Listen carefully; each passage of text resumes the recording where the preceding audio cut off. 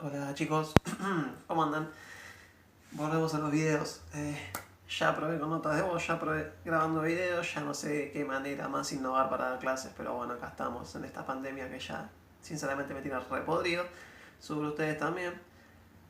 Estoy harto del encierro, pero bueno, ya saben que las clases presenciales este año, con suerte, con muchísima suerte, para el último trimestre.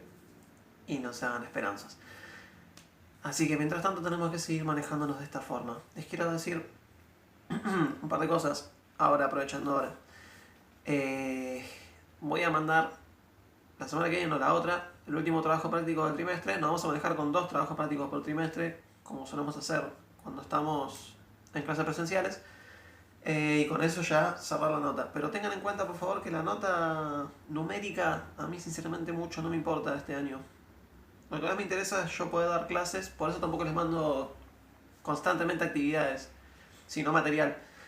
Porque la nota numérica, sinceramente, en este plano, en este contexto, pasó a un último lugar, a un segundo lugar. Lo importante es que ustedes tengan la continuidad de las clases, que podamos avanzar con el contenido lo mejor que podamos y que ustedes aprendan. Eso es lo que más me interesa. Que algo puedan aprender este año. De peor o mejor manera, pero que algo podamos aprender. Así que no se preocupen por la nota. Y otra cosa, comenten en la publicación que yo hice, porque les pregunté justamente si estaba sirviendo o no el método y solamente me respondió Jazmín. Gracias. Pero el resto, ni bola. Así que pónganse las pilas, ¿sí? Cuando yo publico algo, comenten, participen, estén activos, porque si no es un embole. Y todo esto lo estoy haciendo por ustedes. Y me estoy reventando un poco la cabeza buscando siempre métodos distintos para que podamos tener continuidad. Así que por favor, participen un poco más. Bien, lo que vamos a hacer hoy es continuar con el tema que yo subí la semana pasada, que hablábamos justamente sobre el Estado. En la clase pasada hablamos sobre qué es el Estado, el concepto del mismo y la comparación entre Estado tradicional y Estado moderno. Bien, ¿qué es el Estado? Vamos a repetirlo porque no está de más. El Estado lo habíamos definido como esta entidad o conjunto de instituciones que posee soberanía sobre un territorio delimitado por fronteras. El Estado argentino, por ejemplo, sobre todo lo que ocurre, todo el territorio que ocupa la República Argentina, o sea, todas las provincias. Bien, yo definí el Estado como una entidad, pero en realidad es un conjunto de instituciones, porque el Estado somos todos, y el Estado está presente en todos lados. Por ejemplo, cuando yo digo conjunto de instituciones, ¿qué se les puede venir a la cabeza? Las escuelas públicas, los hospitales públicos, las cárceles, las comisarías, los tribunales de justicia, los juzgados, todo eso es el Estado. Y muchas cosas más, bibliotecas públicas, plazas, parques públicos, obras públicas, todo lo que sea público y estatal, precisamente, es porque deviene del Estado, porque pertenece al Estado, porque el Estado se hace cargo. ¿Y quiénes integran el Estado? Los 46 millones de argentinos, todos y cada uno de nosotros. No es solamente el gobierno. Hay una gran diferencia entre Estado y gobierno. Que no recuerdo si se las dije, pero las vamos a volver a aclarar por las dudas. El gobierno es este conjunto de personas que conducen el Estado. Esto lo definimos en la primera clase, pero lo voy a repetir. El gobierno es este conjunto de personas que toman las riendas del Estado por un tiempo determinado. En nuestro país, lo dicta nuestra Constitución, 4 años. En otros países pueden ser 6, en algunos otros es por tiempo indefinido. La gran mayoría de las repúblicas democráticas tienen un mandato de 4 años. Entre 4 y 6, no varía mucho más que eso. Ese es el gobierno, ese conjunto de personas que integran un partido político, que se presenta a elecciones y toma las riendas del Estado. El Estado es permanente, el gobierno es temporal. Y el Estado trasciende los partidos políticos, somos todos, justamente. Mientras que el gobierno es ese conjunto de personas. Así que hay una gran diferencia entre Estado y gobierno. Y esto es pregunta de examen, ¿sí? O sea, es un... Más allá de que sea pregunta de examen o no, es algo básico que tienen que saber para aprobar la materia. No me salía expresarlo. Bien, nosotros hablábamos de la comparación entre Estado tradicional y Estado moderno. ¿Qué define al Estado tradicional y qué define al Estado moderno? Fácil. Lo que conocemos como Estado tradicional es toda concepción del mismo que se tenía en el mundo hasta que ocurre ese hecho trascendental para nuestra historia, que es la Revolución Francesa. La Revolución Francesa cambia drásticamente el paradigma que es la forma de ver, sentir y pensar el mundo. ¿Sí? La Revolución Francesa va a ponerle punto final, paulatinamente, ¿no? Con el paso de las décadas siguientes, a las formas de gobierno absolutistas, monárquicas, a los reyes que gobernaban por sí solos, para traer a discusión la democracia, el voto, la representación popular, la opinión pública, ¿sí? Todo eso aparece a través de la Revolución Francesa, antes no existía. Entonces, por eso es el hecho trascendental fundamental de nuestra historia. Todos los acontecimientos hasta ese momento en el que estalla la revolución son conocidos como el antiguo régimen, que era esta sociedad dividida por la sangre en vez de por el dinero. Había nobles, había pobres, había campesinos, cada uno pertenecía a su estamento según su pureza de sangre. Si vos nacías pobre, morías pobre. Sabemos que en el capitalismo eso cambia. A ver, una aclaración al margen, y esto es muy personal, es extremadamente difícil que un pobre en este sistema capitalista actual llegue a ser rico. Pero bueno, la posibilidad, entre comillas, existe. Entonces no estamos condenados a morir en la pobreza, pero es extremadamente difícil. Bill Gates hay uno solo, Steve Jobs hay uno solo. Uno cada millones de personas. Eso demuestra que el sistema no funciona. Pero bueno, eso al margen. Me parecía interesante acotarlo. Y puede ser un debate interesante. Lástima que no estamos para debatir. La cuestión es que la comparación entre Estado tradicional y Estado moderno es lo que hicimos en la clase anterior.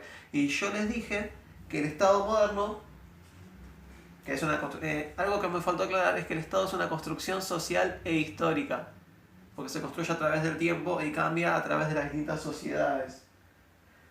Y con respecto al Estado moderno, que es este que empieza en el siglo XVIII, siglo XIX, después de la Revolución, como dijimos, este Estado en el que ya hay un presidente, hay un líder democrático y representación popular, ¿sí? Nada que ver con el Estado tradicional, que era el de los reyes, de las monarquías.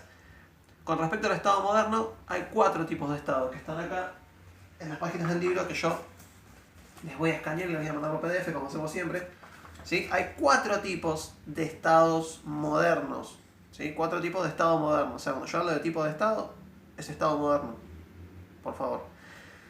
Son 4 tipos de Estado. El primer Estado moderno de todos es el Estado liberal.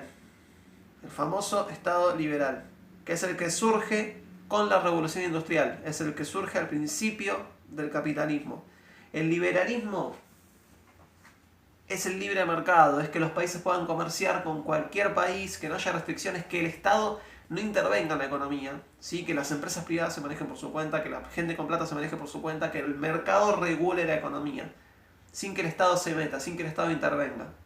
Esto es un sistema bastante injusto porque el que tiene plata le va a ir bien, el que no tiene plata se va a morir de hambre, porque el Estado no tiene que intervenir, no tiene que ayudar, ¿sí? O sea, los planes sociales, por ejemplo, la asistencia, la educación pública, los hospitales públicos, todas esas cosas públicas no existirían en un Estado liberal puro. Sería todo en manos privadas, todo capital privado. Todo lo que puedas acceder con tu plata, básicamente. Y en lo político, el Estado liberal, este Estado liberal, que es el del siglo XIX, era conservador, muy conservador. La política estaba reservada por unos pocos. Solamente para la gente educada, instruida, alfabetizada. ¿Sí? Las clases populares no podían acceder. Idealmente es un Estado laico, o sea que política por un lado, religión por el otro, como yo les expliqué, que es una característica fundamental de todos los Estados modernos, que lo difiere de los tradicionales, esto del laicismo, ¿sí? El Estado moderno es un Estado laico, el liberal no es una excepción, pero tiene eso, que las empresas y la gente con plata actúe sin trabas, sin reglas, básicamente.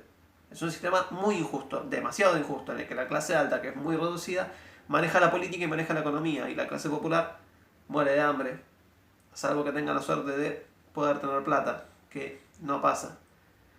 El Estado está reducido a cuestiones muy básicas. Bien, este Estado liberal fue el modelo a seguir en todo el mundo. En América Latina se implementó en el siglo XIX.